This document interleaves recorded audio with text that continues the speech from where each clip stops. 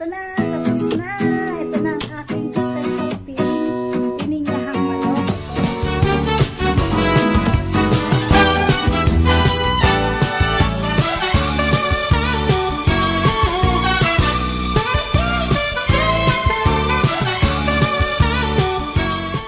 Hello mga Mars! Ayan, ngayon po ay magluluto ulit tayo at ngayon ay special kasi wala lang,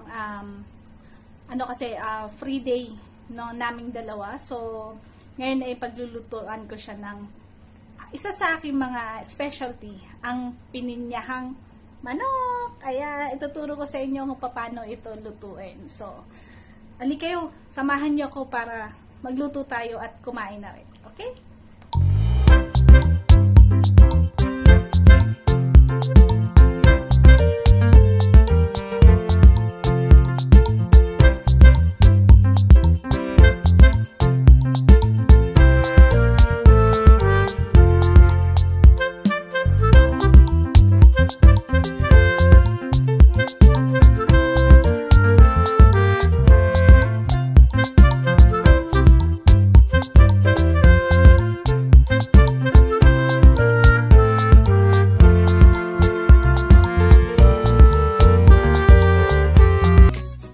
I-drain natin tong syrup ng pineapple juice.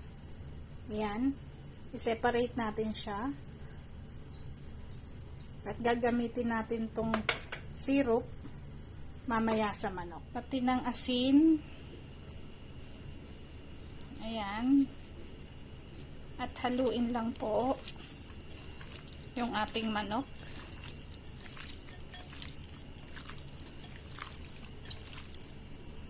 Sunod ay budburan natin ng paminta. Yan. Pagkatapos natin haluin, ilagay na natin ang ating pineapple syrup.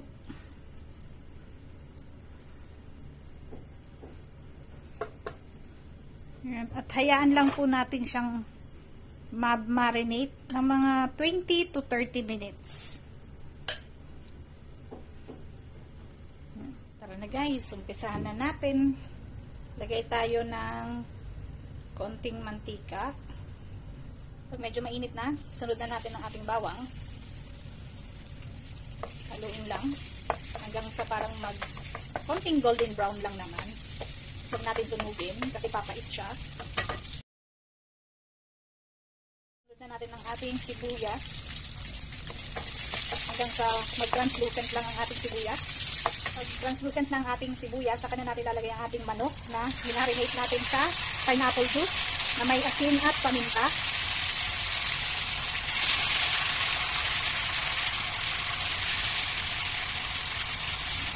Pero wag po natin itatapon yung juice na pinagmarinate na kasi magagamit pa natin siya.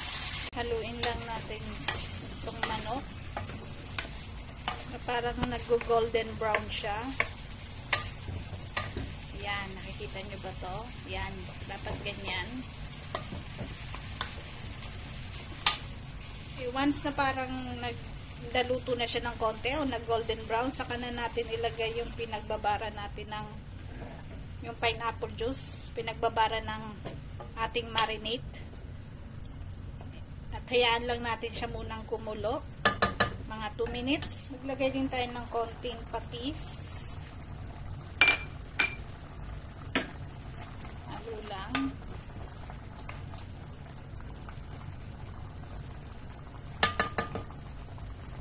Lagyan natin ng chicken cubes guys, mga Mars. Haluin natin.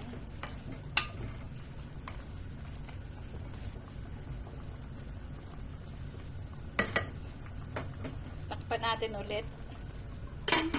Mga luto, ipakuloy lang natin ng mga 2 to 3. Okay, after 2 to 3 minutes, ilagay na nasunod na natin ang ating patatas. Haluin at pag medyo malambot-lambot na siya, saka natin isunod ang carrots. Isunod natin ang pineapple juice.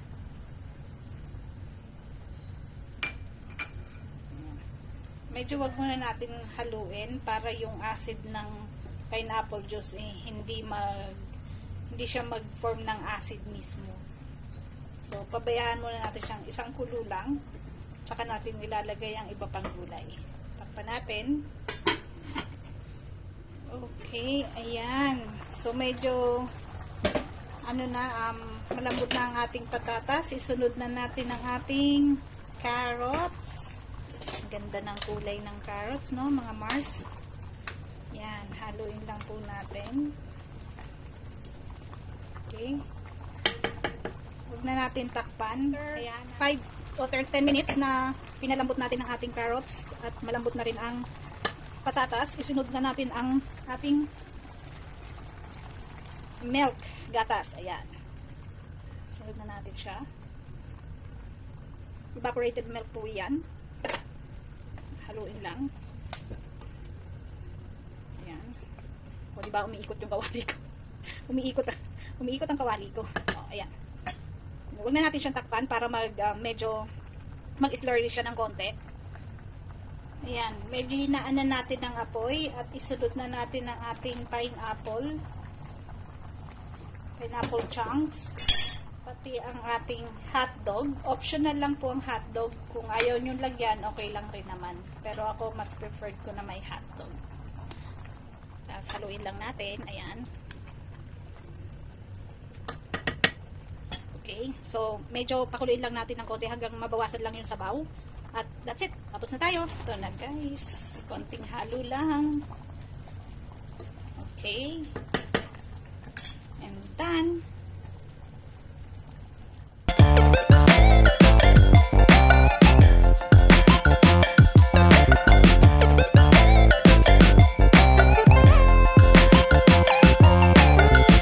Ito na, tapos na.